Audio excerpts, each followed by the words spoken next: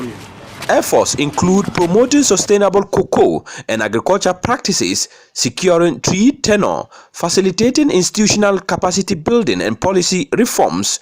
Cocoa production is responsible for half of Ghana's deforestation.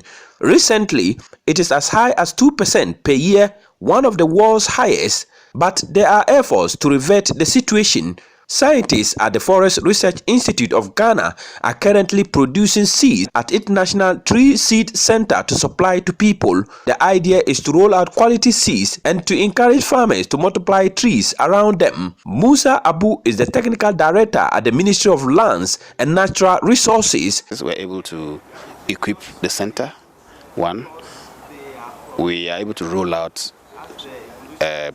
quality seeds to farmers and to many agents who want to plant quality trees. The whole idea is to create the interest in people, farmers, schools, private plantation developers, everybody, to be interested and to increase the number of trees they have. And once the trees we have a lot of people planting trees, we hopefully will reverse the impact of climate change. Once we've been able to engage the communities where we are doing the plantings, where we are doing the rehabilitation of the degraded areas, we can take it further. Especially now we are working only in the Bronga-Hafo and the Ashanti regions, so that we can also now scale up to the other regions, Eastern region, Ashanti region, Central region. These are all areas where many of the forest reserves have been degraded, and we need to be able to rehabilitate them, especially by growing trees and engaging the communities to improve their livelihoods. So we are quite hopeful that by the end of the project we'll be able to scale up on our own and then see that the project moves forward. Many years ago, Ghana decided that at least 20% of the forest cover will be conserved, but with time, the reserves began to degrade. Look at our forest reserves. They're intact in terms of forest cover, but we must admit that they are degraded in some stage. So part of this program is rehabilitate this degradation. So the forest investment program is helping to rehabilitate those areas. And that's why we have places like this, the seed center, to provide the quality seeds and seedlings for rehabilitation. Our target originally was to add on about 15 hectares of seed orchards, apart from providing the seedlings from our nursery.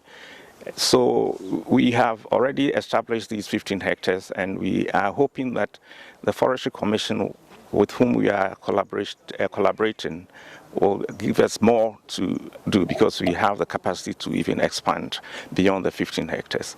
In terms of communities, there are we have indicators, target indicators in the whole project. But then, because we are only collaborating with the Forestry Commission, they become the primary institutions that must be the target, but we contribute to the various targets that have been set. Issues affecting 80% of the forest will be addressed. One more reason Forest Research Institute of Ghana is working closely with Ghana Cocoa Board to increase the number of trees per hectare in their cocoa farms. The project is being supported by the Climate Investment Funds to make Ghana greener, more resilient, and accelerate its low carbon development path. The fund is supporting projects that unite public and private sectors with indigenous people and communities in restoring degraded forest landscape, improving forest management, and reducing pressure on forests. Mahmud Mohammed-Nurudeen reporting.